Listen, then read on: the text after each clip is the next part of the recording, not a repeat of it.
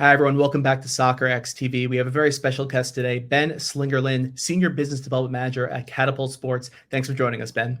Thanks, Austin, for having us. So Catapult Sports is an authority when it comes to wearables and technology and video in the sports world. Can you talk a bit more about the company and what its mission is?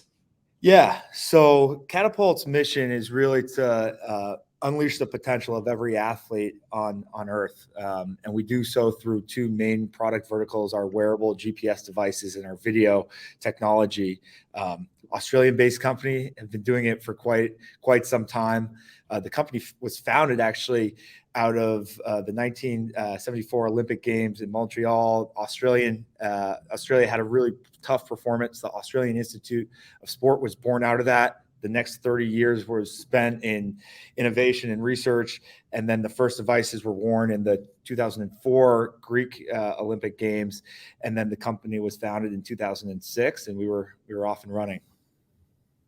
Great. So, you mentioned all these kind of different organizations that you've worked with in the past. What are you guys currently working on? And if you can get a little bit more specific on maybe some of the technology sides of what implementing your technology looks like. Yeah, so we can start on the GPS wearable side. We call it performance and health, which is really how the company was founded. If you look at the past 20 years, the devices have grown and grown in terms of their capabilities. Our latest device, so we've got our Vector suite of products, and we've kind of gone to a good, better, best model with our Vector Pro being our S7s, being our elite product. Then we have our Core Plus devices. And then we've just released about 6 months ago our Vector Core devices, which has eliminated the need for a console, a laptop. So it's a direct-to-cloud device, which makes just workflows that much easier, quicker. And a big goal of that was to save time for the practitioner who's using the system. We're about 18 months away or so for our next device, which will be our Generation 8, which will kind of continue that theme of pulling the console away.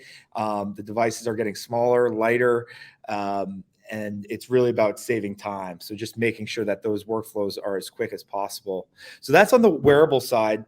And then on the video side, we acquired a company called SBG about 2.5 years ago. SBG was a company kind of rooted in Formula One, motorsport, and high-level European soccer, working with a lot of the EPL, Bundesliga teams. And this is a video suite of products that is very similar to a Huddle Sports Code or some of those other bigger video providers. You can do everything within the video software. You can capture, you can tag, you can edit, you can share presentations, you can have live to bench video technology. And really the big part of that acquisition was integrating wearable metrics onto video. So now if you have both products, you can see the wearable metrics on video. For example, your center forward makes 20 high velocity sprints. Well, you get a report after the game. That's great. But now I want to see the context behind those sprints. So you can see that overlaid on video, which is kind of where this whole industry is going. So that's kind of a very kind of quick overview of where we're at product wise between those two verticals. So you spoke about that kind of, hey, I want to know something really specific, and we have all these different data points. I know big data is kind of a buzzword. How do teams actually take such large data sets and actually reduce them down to usable information that they can action on? Yeah, it's a good question. And I think everybody does it a bit differently. So I work with a lot of Division I colleges on the Olympic side, soccer, basketball. I also work with USL and MLS teams. And I think it really depends how each organization is structured and the resources that you have.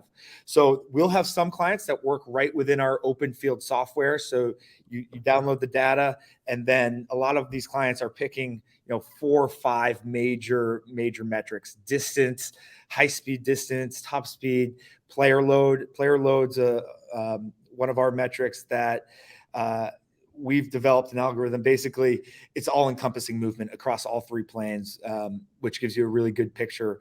And then we have other clients that will export out of our open field software and do reporting in R or Python, right? And pull that into an AMS system.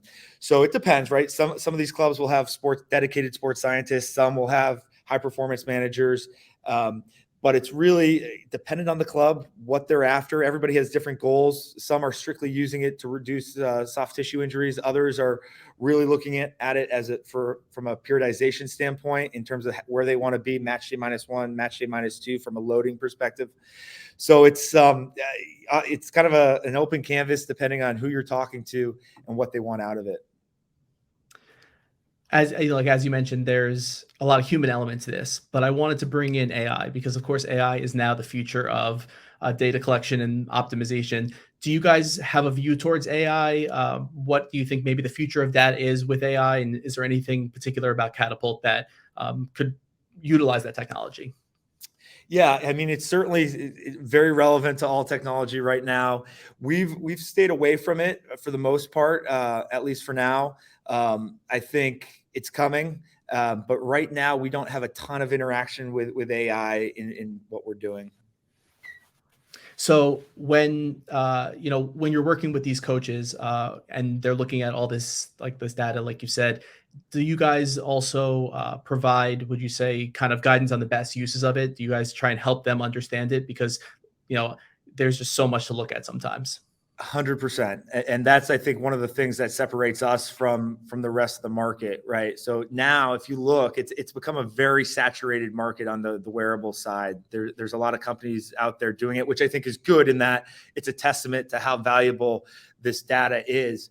Where we separate ourselves is exactly that, the customer success part of it. So we have over, I want to say the number is close to 70, 80 sports scientists around the world. So if you're one of our clients, you will get, it's kind of a three-pronged support system. You get myself as an account manager, you have our support team that's available 24/7, but you also get one of our world-class sports scientists.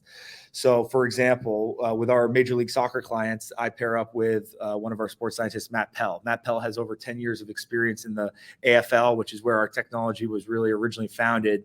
And he's talking to these practitioners, on a weekly basis, talking about what they want out of it, helping them as best practices, getting on site, because I think that's a big part of it too, is understanding, right? Everybody wants different things out of the technology. Their head coaches want different things. And understanding that is a big part of what we do and making sure that you're getting the most value out of the data. And we always like to ask, it's maybe tough, but what do you see as the future of your product, the future of the industry, of wearables? Kind of what do you see the industry looking like in maybe 5 to 10 years from now? Yeah, really good question. So it's something, think of us almost like as Apple, where there's a new iPhone every year and you got to do something to stay at the top of the industry. So I think what I alluded to earlier, that integration of video, you see other companies starting to try to do the same thing. I think adding context to the wearable data is so important, right? Coaches are visual people at the end of the day. And if they can see the data with actually what's going on in the game, I think a lot of light bulbs start to turn on for these coaches. Optical tracking is obviously here to stay, right? So there's a lot of people who say, hey, right, will we go to all optical tracking? And I think optical tracking is great. It certainly has its limitations. And when I say optical tracking, I'm talking about video cameras around a stadium that can pull a lot of similar data points to wearables, not quite as accurately, but still pretty well. So I think that's going to be something that we'll see in the future. Live to bench technology, right? It's a big part of what we do now. Information is instantaneous. People want to see things right away, whether it's a VAR situation or it's something else. So the speed at which you can get tags to the bench for coaches to see and relay to players, I think that's also going to be something that we see a rise of over the next few years. And finally, it might be a generational thing, but have you had any converts? Have you had coaches that might have been saying, I know my players best. I have intuition. I have all these different things. Have you been able to overcome some of those maybe old school mentalities, and maybe an example of one that might come to mind? Yeah, it's a good question. I'll stay personal with this one because I played college soccer at Georgetown University back, I'm dating myself now, 07 to 11. I first got exposed to Catapult when I was working down at IMG Academy, but I came into Catapult in 2017 and I thought this was going to be one of my first teams. Like the emergence had already started, and they used kind of an entry-level product and they weren't really looking at the data. And then it wasn't until, 2 years ago, where I finally got them over the hill. Shout out to Coach Weiss. He's done a very good job with that program.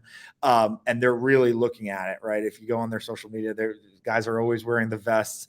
And they're looking at it. Hey, we want to be here in terms of volume, here in terms of intensity, match day -1, match day -2.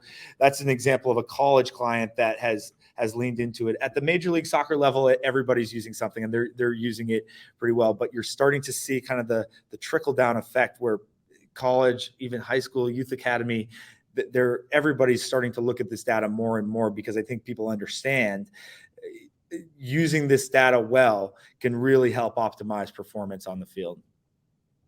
Well, Ben, this is all really interesting. We appreciate you joining us, giving your insights. I know that I've definitely seen the players wearing those. I'm glad that I have a better understanding now of what actually I'm looking at, and not just kind of seeing this, thing under their shirt, which I guess a lot of fans have been wondering about. So we appreciate you giving us some context, and looking forward to seeing you guys at Soccerex. Austin, really appreciate it.